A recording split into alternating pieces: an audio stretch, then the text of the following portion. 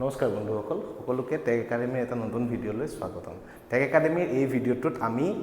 discuss কৰিম about this SBI PO notification state bank of ইণ্ডিয়াৰ যি প্ৰভিজনাৰী অফিচাৰ এই প্ৰভিজনাৰী অফিচাৰৰ 2025 ৰ ৰিক্ৰুটমেন্টৰ নোটিফিকেশনটো অলৰেডি আহি গৈছে সো আমি চাওঁচোন এই নোটিফিকেশনটোত কি কিনো কথা আছে আদতকে প্ৰথমত আহিলে আমাৰ ইম্পৰ্টেন্ট ডেটস যে প্ৰয়োজনীয় যিবিলাক ডেট হয় কেতিয়াৰ পৰা ফৰ্ম ফিল আপ আৰম্ভ হ'ব কেতিয়ালৈকে ফৰ্ম ফিল আপ থাকিব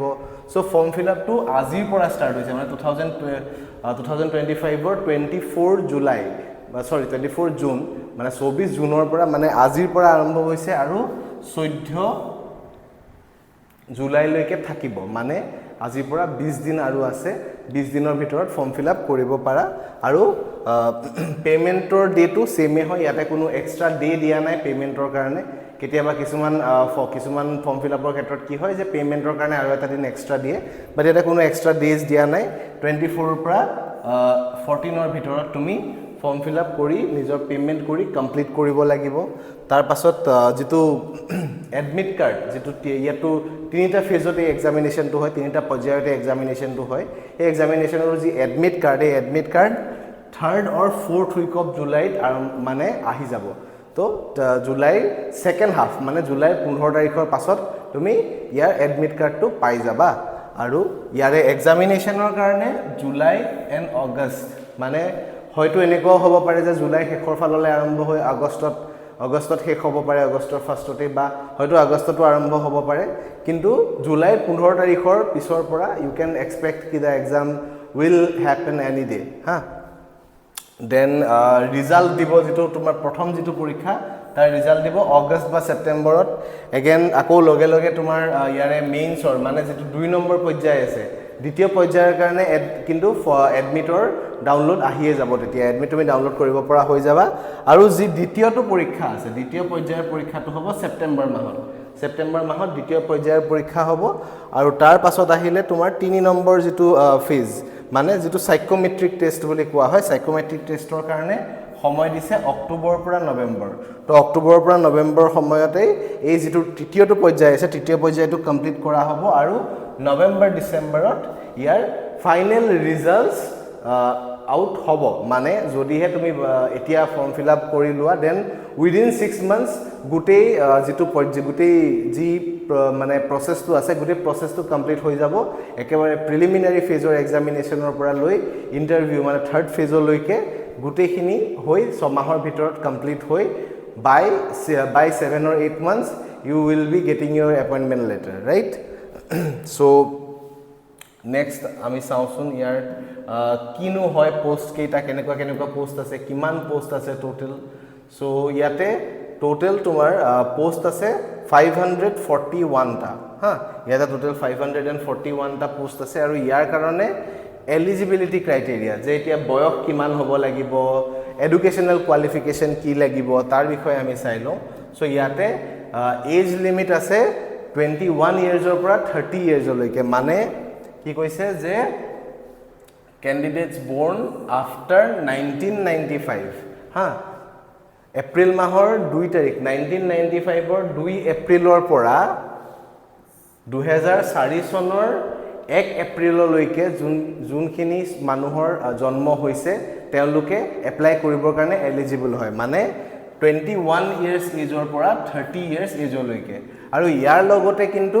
ৰিজাৰ্ভেশন আছে ফৰ ডিফাৰেন্ট ক্যাটাগৰিজ মানে এজ ৰিলেক্সেশন আছে নট ৰিজাৰ্ভেশন তো যদিহে OBC হয় তাত 3 বছৰৰ কাৰণে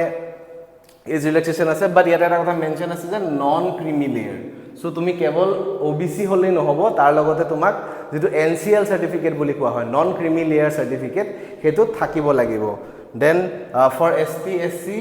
ইয়াত ৰিজাৰ্ভেশন দিয়া হয় 5 years then person with benchmark disability কাৰণে 10 13 15 10 হয় for the general ones then this one is for the OBC and this is for the ST SC person with benchmark disabilities আৰু ex servicemenৰ কাৰণে এটো তোমাৰ 5 years or after the serviceৰ 5 years or লৈকে এই লিমিটটো দিয়া হৈছে আৰু essential academic qualification মানে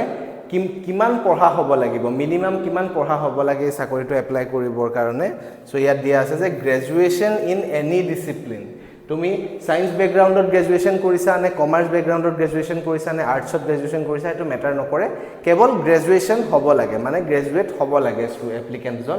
আৰু তাৰ বাহিৰে একো তেনেকুৱা বিশেষ একাডেমিক কোৱালিফিকেশনৰ কাৰণে একো বিচৰা নাই বাস গ্ৰেজুৱেট হ'ব লাগে যে বিএ বিএসসি বিকম যিকোনো এটা পাস কৰিলেই হ'ল দেন আহিলে যে সিলেকশন প্ৰসিডিউৰ টো কেনেকুৱা হ'ব ইয়াত তিনিটা ফেজত এক্সামিনেশন কন্ডাক্ট কৰা হয় তো ফাৰ্স্টত আহিলে প্ৰিলিমিনাৰী এক্সামিনেশন তো প্ৰিলিমিনাৰী এক্সামিনেশনত তিনটা সেকশন থাকিব English quantitative aptitude reasoning ability so ইংলিশৰ পৰা থাকিব 40 মাৰ্কস কোয়ান্টিটেটিভ এপ্টিটিউডৰ পৰা থাকিব 30 মাৰ্কস আৰু ৰিজনিংৰ পৰা থাকিলে 30 মাৰ্কস সো টোটাল হৈ গল কিমান 100 মাৰ্কস তো 100 মাৰ্কসৰ কাৰণে প্ৰত্যেকটো কোৱেশ্চনত 1 মাৰ্ক কৈ থাকিব আৰু যদিহে কিবা ভুল হয় তেতিয়া হলে -0.25 কৈ থাকিব সো ইয়াতে টোটাল মাৰ্ক হৈ গল 100 আৰু প্ৰত্যেকটো সেকশনৰ কাৰণে ইয়াতে কিন্তু এটা মনত ৰাখিব লগা কথা যে ইয়াত প্ৰত্যেকটো সেকশনৰ কাৰণে কিন্তু সেকশনাল টাইমিং আছে 20 মিনিটস 20 মিনিটস 20 মিনিটস ইংলিশৰ কাৰণে তোমাক 20 মিনিট দিয়া যাব কোৱান্টছৰ কাৰণে মানে ম্যাথমেটিক্যাল যিবিলাক কোৱেশ্চনছ আছে ম্যাথছৰ কোৱেশ্চনৰ কাৰণে তোমাক 20 মিনিটস দিয়া যাব দেন যেটো থাৰ্ড যেটো ৰিজনিং এবিলিটি যেটো আছে ৰিজনিংৰ কাৰণে তোমাক 20 মিনিটস এই দিয়া যাব দেন আহিলে মেইন এক্সামিনেশন মেইন মানে এটো দ্বিতীয় পৰ্যায়ৰ এক্সামিনেশনত কি হল ইয়াত আকৌ চাৰিটা সেকশন আছে যে 1 2 3 4 এক নম্বৰত আহিলে আমাৰ ৰিজনিং আৰু কম্পিউটাৰ এপ্টিটিউড তাতে তোমাৰ 40 টা কোৱেশ্চন থাকিব আৰু ম্যাক্সিমাম মাৰ্কস থাকিব 60 হা তো এটো সেকশনৰ কাৰণে কিমান সময় দিব 50 মিনিটস তো 50 মিনিটছত তুমি গুটে কোৱেশ্চন খিনি কৰিব লাগে তাৰ পাছত আহিলে ডাটা এনালাইসিস এণ্ড ইন্টাৰপ্ৰিটেশন তাত থাকিলে 30 টা কোৱেশ্চন প্ৰত্যেকটো কোৱেশ্চনত 2 মাৰ্ক কৈ থাকিব তো 60 মাৰ্কস আৰু ইয়াত দিব 45 মিনিটস তাৰ পাছত আহিলে জেনাৰেল এৱাৰনেস ইকোনমি বেংকিং নলেজ তো ইয়াতে কাৰেন্ট এফেয়াৰ্সৰ পৰা আদি কৰি বিভিন্ন ধৰণৰ প্ৰশ্ন সোধা দেখা যায় তো জেনাৰেল এৱাৰনেসৰ কাৰণে 60 টা কোৱেশ্চন 60 মিনিটস 60 মাৰ্কস আৰু 45 মিনিটস দিয়া যাব 60 টা কোৱেশ্চন আৰু 45 মিনিটস দিয়া যাব 60 টা কোৱেশ্চন আৰু প্ৰত্যেকটো কোৱেশ্চনত 1 মাৰ্ক কৈ থাকিব মানে 60 মাৰ্ক তাৰ পৰা লাষ্টত আহিলে ইংলিশ ল্যাঙ্গুৱেজ अगेन ইংলিশ ইয়াৰ নিচিনাই যেনেকৈ ফাৰ্স্ট ফেজত 40 মাৰ্কছৰ 40 টা কোৱেশ্চন আছিল ঠিক তেনেকৈ ইয়াতো 40 টা কোৱেশ্চনে আছে কিন্তু ইয়াতে ডিফাৰেন্ট কি হৈ যায় যে ইয়াতে ইংলিশত কিন্তু নম্বৰ যথেষ্ট কম আছে কেৱল 20 mark only 20 marks is given for this English section then ইয়াতো अगेन তোমাক 40 মিনিটস দিয়া যাব সো টোটাল হৈ যায় এই পৰীক্ষাটো যেটো দ্বিতীয় পৰ্যায়ৰ পৰীক্ষাটো টোটাল হৈ যায় 3 ঘণ্টাৰ আৰু টোটাল মাৰ্কস থাকে 200 আৰু নাম্বাৰ অফ কোৱেশ্চনছ থাকে 170 আৰু এইটো হৈ গল অবজেক্টিভ টেষ্ট কেৱল তাৰ পাছত আহিব তোমাৰ যেটো ডেসক্ৰিপটিভ টেষ্ট ডেসক্ৰিপটিভৰ কাৰণে কি হয় কমিউনিকেশন স্কিল এনেকুৱা ইমেইল বা তোমাৰ ৰিপোৰ্টস সিচুৱেচন এনালাইসিস প্ৰেচিস ৰাইটিং এনেকুৱা ধৰণৰ কিছুমান ডেসক্ৰিপটিভ টাইপত থকা কোৱেশ্চন থাকে সো ইয়াতে টোটাল নাম্বাৰ অফ কোৱেশ্চনছ থাকিব 3 আৰু ম্যাক্সিমাম মাৰ্কস থাকিব 50 মানে টোটাল 3টা কোৱেশ্চন থাকিব সেই 3টা কোৱেশ্চনত তোমাৰ টোটাল 50 মাৰ্কস থাকিব আৰু সময় দিয়া যাব 30 মিনিটস সো যদিহে আমি এটা দুইটা সেকশন যদিহে চাও ফার্স্ট সেকশন সেকাজে অবজেক্টিভ আৰু সাবজেক্টিভ যদি দুইটা সেকশন চাও টোটাল আমাৰ কিমান হৈ গল অবজেক্টিভত 200 এন্ড সাবজেক্টিভত 50 তো টোটাল আমাৰ মাৰ্ক আহি গল 250 মাৰ্কস আৰু ইয়াৰ পাছত আহে আমাৰ তৃতীয়টো পৰ্যায়ৰ কাৰণে কি হয় সাইকোমেট্ৰিক টেষ্ট গ্ৰুপ এক্সাৰসাইজ আৰু পাৰ্সোনাল ইন্টাৰভিউ তো ইয়াতে কি হয় সাইকোমেট্ৰিক টেষ্টটো কিহৰ কাৰণে বটা হয় যে পাৰ্সোনালিটি বিষয় অলপ জানিবৰ কাৰণে হাউ দ্য পাৰ্সন ইজ বিকজ এই যিবিলাক প্ৰভিজনাৰী অফিচাৰৰ পোষ্ট আছে তেখেতলোকে পিছলৈ গৈ এসিস্ট্যান্ট মেনেজাৰ এনেকুৱা ধৰণৰ ভাল পোষ্টত তেওঁলোকে থাকে সো সেই কাৰণে তেওঁলোকৰ যেহেতু ৰেসপন্সিবিলিটি যথেষ্ট দিয়া থাকে সো সেই কাৰণে যি তেওঁলোকৰ পাৰ্সোনালিটিৰ ওপৰত জানিবৰ কাৰণে এই থাৰ্ড ফেজ টু কন্ডাক্ট কৰা হয় সো ফাৰ্স্টত আহিলে তোমাৰ যেটো সাইকোমেট্ৰিক টেষ্ট থাকে সাইকোমেট্ৰিক টেষ্টৰ কাৰণে ম্যাক্সিমাম মাৰ্ক থাকিব তোমাৰ গ্ৰুপ এক্সাৰসাইজত 20 আৰু ইন্টাৰভিউত 30 সো ওভাৰঅল টোটাল হৈ গল 50 মাৰ্কস তো এই যেটো আমাৰ লাষ্ট যেটো ফেজ মানে 3 নম্বৰ যেটো ফেজ 3 নম্বৰ ফেজত টোটাল মাৰ্কস আহি যায় 50 so ইয়াতে কি কৈছে যে the candidates will have to qualify both phase 1 and phase 2 separately the marks obtained in the main examination and both in objective and descriptive test will be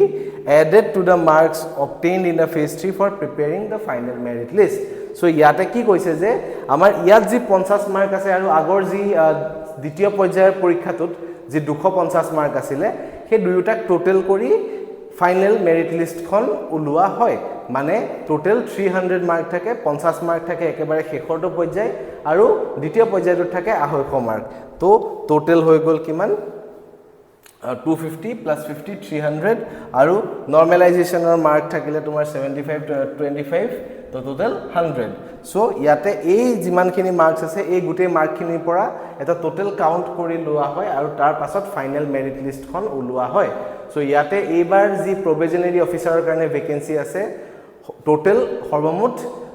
541 টা vacancy ওলাইছে 541 টা post খালি আছে তাৰ কাৰণে এপ্লাই কৰিবৰ কাৰণে SBI নিজৰ ওয়েবসাইটত গলে সহজতে পাই যাবা হা আৰু ইয়াতে যেটো এপ্লিকেশন ফিজ হয় application fees here is a little bit high that is 750 rupees so মই ইয়াতে লিখি দিছো এপ্লিকেশন ফিজ is 750 rupees 750 টকা আৰু I hope সকলোৱে যাতে পৰীক্ষাটোৰ কাৰণে ফৰ্ম ফিল আপ কৰা আৰু ভাল ধৰণে নিজকে প্ৰিপেয়াৰ কৰা ধন্যবাদ এনেকুৱা ধৰণৰ আৰু কন্টেন্টৰ কাৰণে আমাৰ চেনেলটো ফলো আৰু সাবস্ক্ৰাইব কৰিব ওকে ধন্যবাদ